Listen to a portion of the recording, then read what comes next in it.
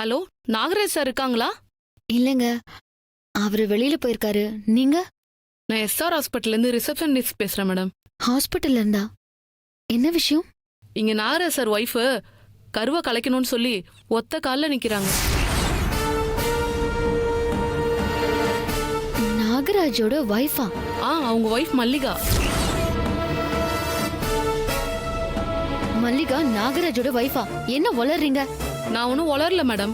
இங்க மல்லிகா செக்கப்க்கு வந்தப்ப அவர் தான் மேடம் சொன்னாரு. ஃபார்ம்ல கூட அவர் அப்படிதான் சைன் பண்ணிருக்காரு. ஓகே மேடம், எனக்கு இப்ப பேச டைம் இல்ல. மல்லிகா உடனே கருவை கலைக்கணும்னு சொல்றாங்க. ரொம்ப அடம் பிடிச்சிட்டு இருக்காங்க. இப்ப அவங்க கருவை கலைச்சா அவங்க உயிருக்கே ஆபத்தாயிடும். சொன்னா புரிஞ்சுக்க மாட்டாங்க. முடியாதுன்னு சொன்னா வேற எங்கேயாவது போய் கலைச்சிருவாங்களோன்னு பயந்து சரி நாங்களே பண்றோம்னு சொல்லி அவங்களுக்கு மயக்க ஊசி போட்டு படுக்க வச்சிருக்கோம். அவங்க ஹஸ்பண்ட் வந்து சொல்லாம எங்களால எதுவும் செய்ய முடியாது மேடம். அதனால நாகராஜ் சார் வந்தாருன்னா உடனே ஹாஸ்பிட்டல் வர சொல்லுங்க. எந்த ஹாஸ்பிட்டல்னு சொன்னீங்க? S R hospital madam. கொஞ்சம் சீக்கிரம் வர சொல்லுங்க.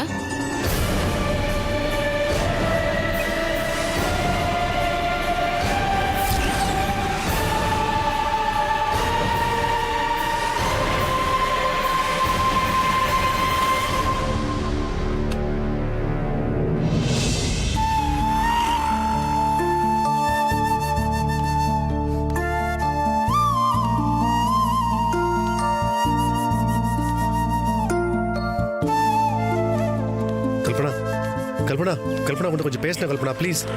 நான் செஞ்சது தப்பு தான், பெரிய துரோகம் தான், இல்லைன்னு சொல்லலை. அது நீ என்ன தண்டனை வேணாலும் கொடு, நீ என்ன தண்டனை கொடுத்தாலும் நான் ஏற்றுக்க தயாராக இருக்கேன். ஆனால் தயவு செஞ்சு என்னை ஒதுக்கிடாத. அது மட்டும் என்னால் தாங்கிக்கவே முடியாது. எனக்கு நீ வேணும் கல்பனா. உன்னை பிரிஞ்சு என்னால் வாழ முடியாது. நான் என்ன செய்யணும்னு சொல்லு, நீ என்ன சொன்னாலும் நான் செய்ய தயாராக இருக்கேன். என்ன வேணாலும் செய்வீங்களா? சொல்லு கல்பனா, நீ என்ன சொன்னாலும் நான் செய்ய தயாராக இருக்கேன். தயவு செஞ்சு இனிமே என் லைஃப்ல வராதீங்க. என் முன்னாடி இப்படி வந்து நிக்காதீங்க. உங்களை பார்த்தாலே எனக்கு கோவம் வருது. உங்க மூஞ்ச பார்க்கவே எனக்கு பிடிக்கல. கல்பனா நில்லு. கல்பனா நான் சொல்றதை கேளு. நீ இல்லாம எனக்கு வாழ்க்கையே இல்லை. கையை விடுங்க. நான் என்ன பண்ணா உன் கோவம் போகும்னு சொல்லு. நான் அதை பண்ண தயாரா இருக்கேன். என்ன நீ செத்து போன்னு சொன்னா கூட போயிடுறேன். கையை விடுங்க முதல்ல. எனக்கு ஏதாவது ஒரு முடிவு சொல்லு. ஒவ்வொரு நிமிஷமும் நான் செத்துக்கிட்டு இருக்கேன் கல்பனா. எவ்வளையோ தொட்ட கையால என்ன தொடாதீங்க. எனக்கு ரொம்ப அருவருப்பா இருக்கு. கையை விடுங்க. கல்பனா ப்ளீஸ், நீ என்ன மன்னிக்கவே மாட்டியா? இப்ப நீங்க என் கையை விட போறீங்களா இல்ல ரோட்ல வச்சு உங்களை அசிங்கப்படுத்தவா? கல்பனா ப்ளீஸ், நான் சொன்னா கேள. இந்த ஒரு தடவை என்ன மன்னிச்சு விட்டுரு. லைஃப்ல இதுக்கு மேல இந்த மாதிரி தப்பா நான் பண்ணவே மாட்டேன். ப்ளீஸ். அண்ணே இங்க பாருங்க, கையை பிடிச்சு இழுக்குறாரு. என்னாச்சுமா? கையை விடுங்க சொல்றேன்ல. சொன்னா கேளு. ரோட்ல ஒரு பொண்ணு தனியா நடந்து போயிட கூடாது. உடனே கையை பிடிச்சு இழுத்துறீங்களே. கையடியா? சார் தெரியாம பேசிட்டு இருக்காதீங்க. இவங்க என் வைஃப். ஏங்க நீங்க வைஃப்னு சொல்றீங்க, அவங்க என் கையை பிடிச்சி இருக்கிறான்னு சொல்றாங்க. கெடியா கையை. கையை எடுக்கிறானான்னு பாரு. பொறுக்கி பையன் தாடியா வாழும். ஏங்க 4 சாதுங்க, அப்பதான் கையை எடுப்பான். கல்பனா என்னம்மா இதெல்லாம் பாரு இப்படி பேசுறாங்கன்னு. கையை விடுங்க. ஏமா யாருனே தெரியாதுன்னு சொன்னேன், அவர் உன் பேரை சொல்லி கூப்பிடுறாரு. எங்க என் பேர் கல்பனாவே இல்லங்க. இந்த ஆளு வாய்க்கு வந்தது எதையோ சொல்லிட்டு இருக்காரு. கல்பனா கையை விடுங்க. யோ, இப்ப நீ மரியாதை கையை விடலனா நாங்க எல்லாரும் சேர்ந்து உன் மேல கை வைக்க வேண்டியதா இருக்கும். ஏங்க நீங்க போங்க. மூஞ்சி முகர் கட்டியும் பாரு. மரியாதையா போயிடு, இல்லைன்னா போலீஸ்ல புடிச்சு கொடுத்துருவேன்.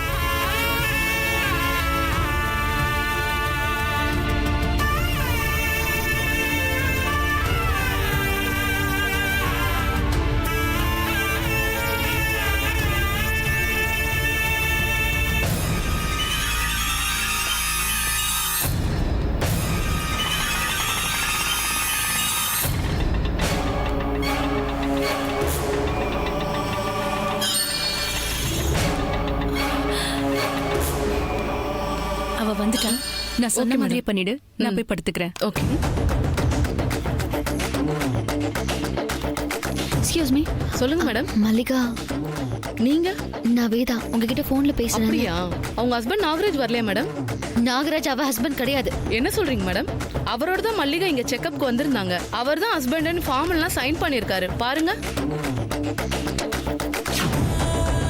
அவர் தான் ரெகுலரா இங்க செக்கப் கூட்டிட்டு வந்துட்டு இருக்காரு. நீங்க என்னடானா இப்படி சொல்றீங்க?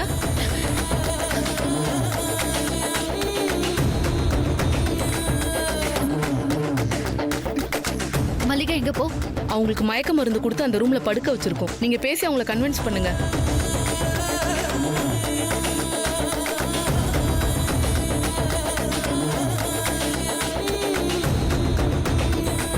மல்லிகா மல்லிகா மல்லிகா மல்லிகா வேதா வேதா நீ நீ எப்படி இங்க வந்த? நான் யார்கிட்டயும் சொல்ல வேண்டாம்னு சொன்னேன். எனக்கு மயக்க ஊசி போட்டுட்டு உனக்கு ஃபோன் பண்ணிருக்காங்களா? இரு, அவங்கள என்ன பண்ண போறேன்னு பாரிப்போ. என்ன கருவை கலைக்க வேணாம்னு சொல்ல போறியா? நீ என்ன சொன்னாலும் நான் கேட்க மாட்டேன். உனக்கு பண்ண சத்தியத்தை மீறி நான் இதை செய்ய போறேன்னா அதுக்கு காரணம் இல்லாம இல்ல. இதனால தானே எல்லா பிரச்சனையும். உனக்கு ஒண்ணு தெரியுமா? இத கலைச்சா என் உயிரை போறதுக்கு சான்சஸ் இருக்குன்னு சொல்லிருக்காங்க. என் உயிரே போனாலும் பரவாயில்ல, நான் இதை கலைக்க தான் போறேன். நீ என்ன வேணாலும் செய், செத்து கூட போ, அதை பத்தி எனக்கு கவலையே இல்ல. வேதா, எதுக்கு இந்த குழந்தைக்கு அப்பா நாகராஜன் சொல்லி வச்சிருக்க? அவர் இதுக்கு ஃபார்ம்ல சைன் பண்ணிருக்காரு. உன்கிட்ட தான் கேக்குறேன். என்ன வேதா சொல்ற? நாகராஜ் இந்த ஹாஸ்பிட்டலுக்கு வரவே இல்ல. பொய் சொல்லாத. அவர் வரலனா அவர் எப்படி சைன் பண்ணிருப்பாரு? அவரோட நம்பர் எப்படி ஹாஸ்பிட்டல்ல இருக்கும்? நீ பேசுற எதுவுமே எனக்கு புரியல. ஏய், நடிக்காத. நடிக்கிறேனா? நானா? நீ என்ன சொல்றன்னு எனக்கு புரியல. ஆமா, நடிக்க தாண்டி செய்யற நீ. என்ன முட்டாள்னு நினைச்சியா? இப்போ எதுக்கு இவ்ளோ டென்ஷன் ஆற? நான் கேட்டதுக்கு பதில் சொல்லு. என்ன சொல்ற? இந்த கர்ப்பத்துக்கு யார் காரணம்? எதுக்கு நாகராஜ் ஹஸ்பண்ட் இங்க சொல்லி வச்சிருக்க? ஐயோ, அது புரியல. அன்னைக்கு நாகராஜும் என் கூட இங்க வந்திருந்தாரு. ஹஸ்பண்டோட கையெழுத்து இல்லைன்னா ட்ரீட்மெண்ட்டே கொடுக்க மாட்டோம்னு நீங்க சொல்லிட்டாங்க. அதனால தான் அவர் கையெழுத்து போட்டாரு. அதுதான் நடந்துச்சு. இதை என்ன நம்ப சொல்றியா? ஏன் நம்ப மாட்டேன்? இதுதான் உண்மை. இதான் உண்மைனா நான் கேக்குறப்பவே சொல்லிருக்கணும்ல.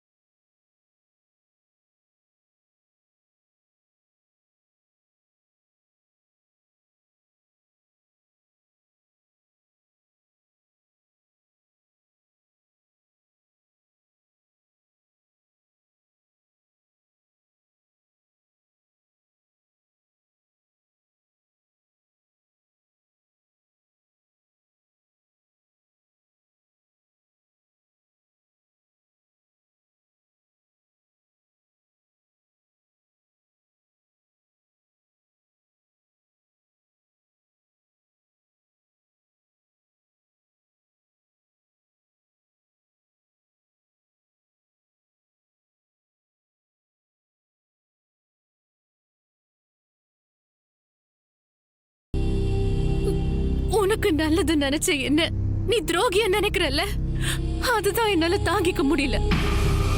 அதனால இனிமே நான் உன்கிட்ட எதையுமே மறைக்க விரும்பல. வெறும் கையெழுத்து போட்டதுக்கே நீ இவ்ளோ டென்ஷன் ஆகுற?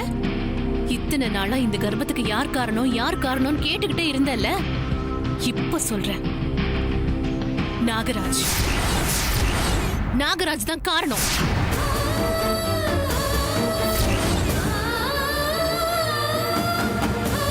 அது தெரியாம ஏதோ ஒரு நாள் நடந்த தப்பு. அதுக்கு யார் மேலயும் தப்பு சொல்ல முடியாது. அது இப்படி கர்ப்பம் வரைக்கும் வந்து நிக்கும்னு நான் நினைச்சு கூட பார்க்கல. அதனாலதான் நான் கர்ப்பம்னு தெரிஞ்ச உடனே கலைச்சிடலான்னு நினைச்சேன்.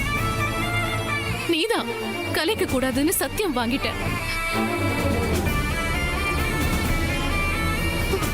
இத சொன்னா உன்னால தாங்கிக்க முடியாது, நீ நாகராஜோட சேர்ந்து வாழ மாட்டேங்கிற பயத்துலதான் இது வரைக்கும் நான் இதை யார்கிட்டயுமே சொல்லல.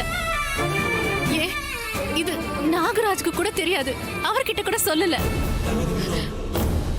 உனக்காக இப்படி ஒரு தியாகத்தை செஞ்சுட்டு இருக்கிற என்ன போய் துரோகின்னு சொல்றல. இது நான் உன்கிட்ட சொல்லக்கூடாதுன்னு தான் நினைச்சேன். ஆனா நீ என்ன தப்பா நினைக்கிறதுனால தான் உணர்ச்சி வசப்பட்டு இப்ப சொல்லிட்ட. இத பாரு வேதா, இத நீ இப்பவே மறந்துரு. இதுக்காக நீ நாகராஜ் கிட்ட கோச்சிக்கிட்டு அவரோட வாழ மாட்டேன்லாம் சொல்லிட்டு போயிடாத. ஏதோ தெரியாம நடந்த தப்புதான். இத நீ பெருசா எடுத்துக்காத. நாகராஜ்க்கு இத பத்தின ஞாபகம் இல்ல. அது வரைக்கும் உனக்கு நல்லதுதான். வேதா, நான் இதை யார்கிட்டயும் சத்தியமா சொல்ல மாட்டேன். நீயும் யார்கிட்டயும் சொல்லாத. இத நான் உன்கிட்ட சொல்லவே இல்லைன்னு நினைச்சுக்கோ. தயவு செஞ்சு இத மனசுல வச்சுக்கிட்டு நீ தப்பா எந்த முடிவும் எடுத்துறாத ப்ளீஸ்.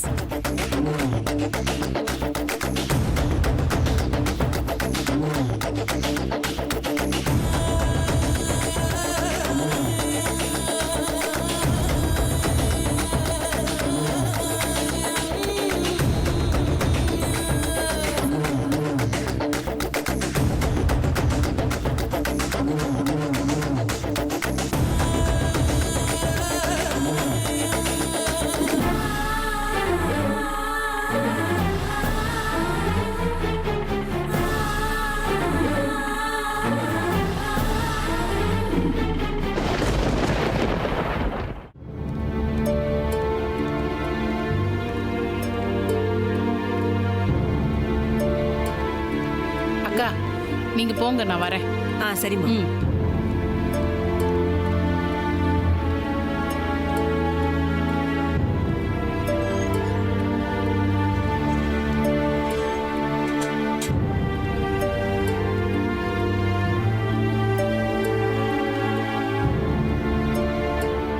அத்தை, என்ன இவ்வளோ தூரம்?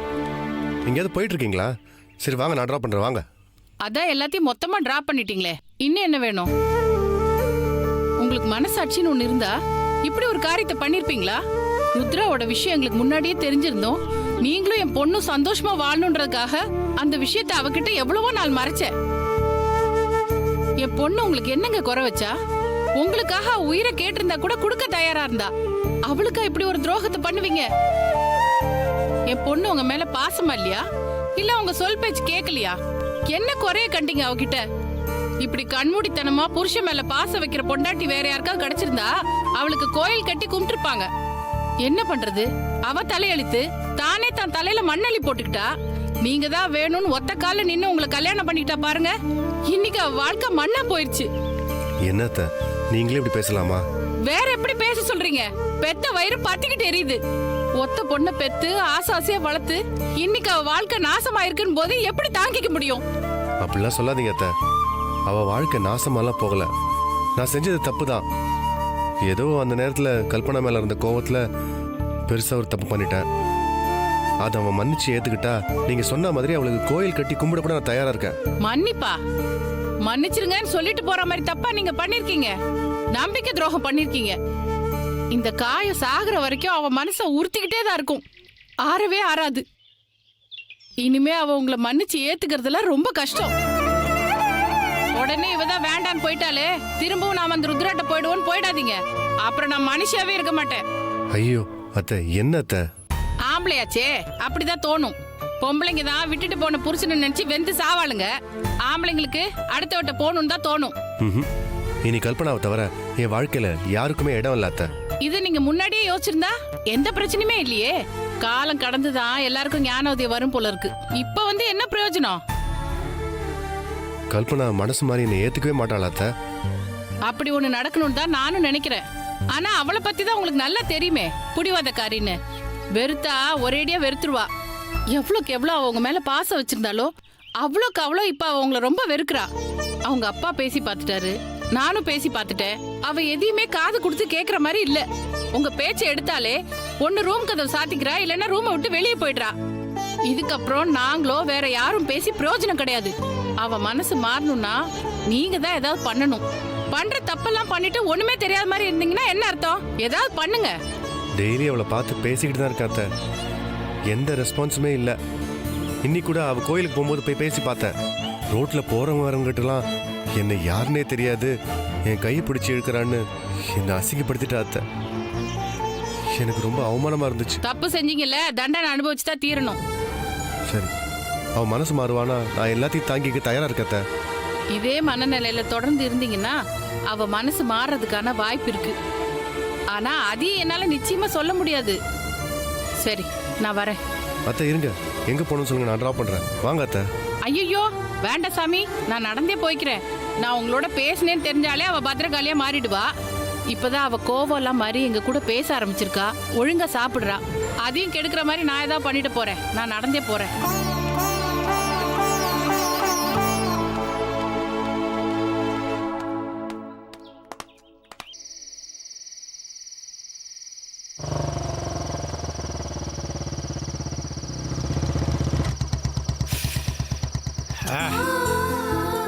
வேதாஜி ரூம் டெக்கரேஷன்லாம் பண்ணி ரெடியாக இருப்பாங்க. ஃபர்ஸ்ட் நைட்டு ஜமாச்சிட வேண்டியது தான். வேதாஜி அல்வா மல்லிப்பூ ரெடி. தோ வந்துன்னே இருக்கிறேன். அண்ணா வேணா சாப்பிட்டு போகலாம். No thanks.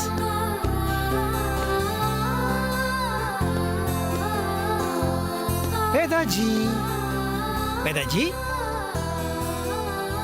எங்க போயிட்டாங்க வேதாஜி? வேதாஜி பாத்ரூம் கூட இல்லை போல இருக்குது.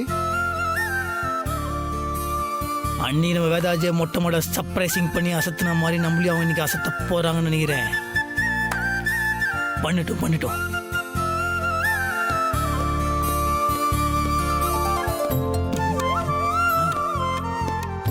எங்க இங்கேயும் அங்கேயும் சுத்திட்டு இருக்க, உட்காரு சாப்பிடலாம். இதே மொட்டை மொட்டை சின்ன வேலை இருக்குதா, முடிச்சுட்டு வந்துடுது. இந்த நேரத்துல இருக்குடா அவன் மாடிக்கு போறான். காய போட்ட துணியை எடுத்துட்டு வர போயிருப்பாரு. தண்ணி குடிங்க.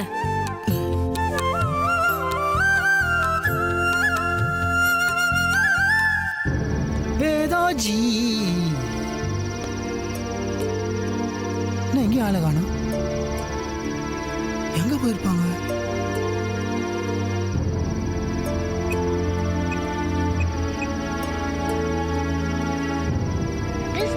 Currently switched off.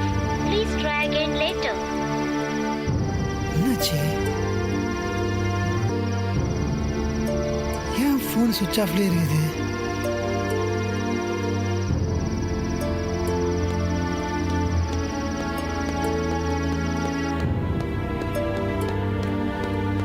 டேய் என்னடா டென்ஷனா சுத்திட்டு இருக்க? வேதாஜி எங்க? ரூம்ல இல்ல. ஏன்னா ரூம்ல இல்ல தானே எல்லாத்தையும் தேடுனுக்கிறேன். நாங்க ரூம்ல இருக்காங்கன்னு நினைச்சிட்டு இருக்கோம். நானும் ஈவினிங்லேருந்து அண்ணியை பார்க்கவே இல்லை. எங்க போனாங்கன்னே தெரியலையே. ஏமா வேதா உங்ககிட்ட ஏதாவது சொல்லிட்டு போனாங்களா?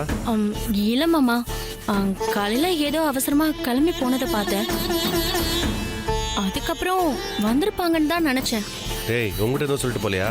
நான் ஆளுங்க விளையாடுறீங்களா? வீட்டு தானே இருக்கிறீங்க. பார்த்தேன் பார்க்கல எதுவுமே தெரியாதா? வீட்டு தானே இருக்கிறீங்க. ஏன் இப்படி கொஞ்சம் கூட பொறுப்பு இல்லாம இருக்கிறீங்க? வீடா தான் இது. என்ன ஏடா டென்ஷன் ஆவற? கால் பண்ணிக்கல, எங்க இருக்காங்கன்னு பாரு. நான் கால் பண்ணியாச்சு. எத்தனை தடவை நான் பண்ணுறது? திருப்பி ட்ரை பண்றா. டேய் சுவிட்ச் ஆஃப் இருக்குதுண்ணே. கால் போகாத அளவுக்கு எங்கடா போயிருப்பாங்க? சொன்னல போக மாட்டீங்க, சுவிட்ச் ஆஃப் இருக்கு. நீங்க வீட்டுல டேய் என்னடா சத்தம்? என்னாச்சு? ஏன்டா சத்தம் போட்டுட்டு இருக்கீங்க? இல்லப்பா வேதாஜி. அது ஒன்றும் இல்லைப்பா, அண்ணி வெளில போயிருக்காங்க, வந்துருவாங்க. ஃபோன் பண்ணி பார்த்தா ஃபோனு ஸ்விட்ச் ஆஃபில் இருக்கு. அதான் அண்ணன் டென்ஷன் ஆயிடுச்சு. வந்துருவாங்க. இன்னும் வரலையா? அது இந்த இது மஞ்சு வீட்டுக்கு தான் வேதாஜி போயிருக்காங்க. அவங்க ஆஃபீஸ்லேருந்து வரும்போது என்ன அப்படியே இது பிக்கப் பண்ணி சொன்னாங்க. நான் மறந்துட்டேன்ப்பா. என்னடா மனுஷன் நீ? கூட்டிட்டு போன கூட்டு வர மறந்துட்டேங்கிற. போடா கூட்டு வர. நான் போறேன். நீ போடா. நீ போ. டேய் மறுபடியும் ஃபோன் ட்ரை பண்ணி பாருடா. ட்ரை பண்ணாலும்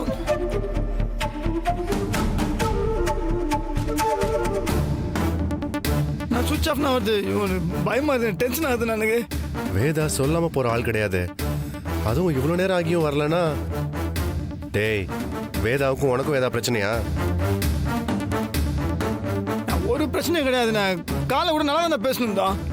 இந்த மாதிரிலாம் பண்ணவே மாட்டாங்கண்ணா. நான் பயமா இருக்குதுண்ணா.